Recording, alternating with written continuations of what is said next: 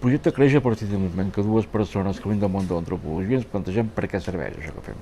I surt una llibreria especialitzada en viatges perquè és el camí que considerem més interessant per comunicar amb un públic que pot entendre el que es digui des de l'antropologia, des de la geografia, des de l'art, des de la filosofia, tot aquest món de coses interconnectades, pero que potser pensa que no le toca.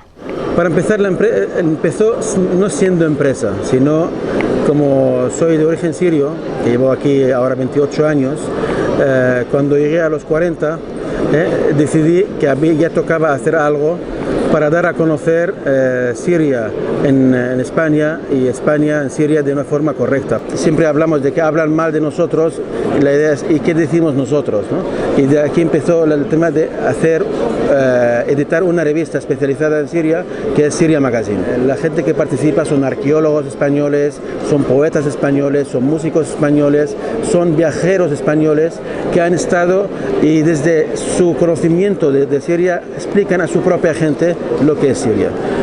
Sense emoció no hi ha coneixement. Si el coneixement és un deure,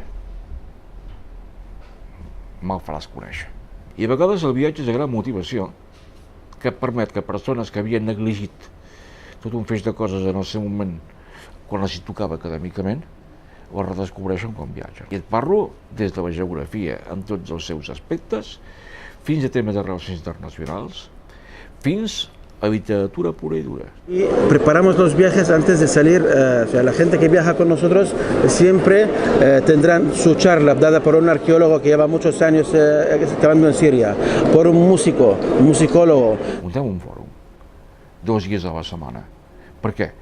Perquè la cultura viva està per davant dels llibres. Allò que es fa ara encara no s'ha escrit.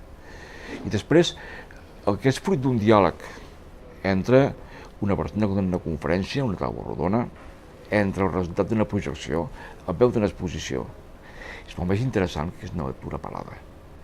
Un diàleg no és només arribar a sumar informacions i un consens, no. És avançar junts en un camí on cadascú hi aporta alguna cosa.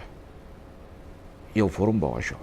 Después de explicar mucho y hacer charlas y así, decidimos hacer una empresa, un centro de cultura y viajes, que es Aspasia Travel, en el cual damos charlas, hacemos cosas culturales, hacemos muchas historias para dar a conocer Siria. Y luego hacemos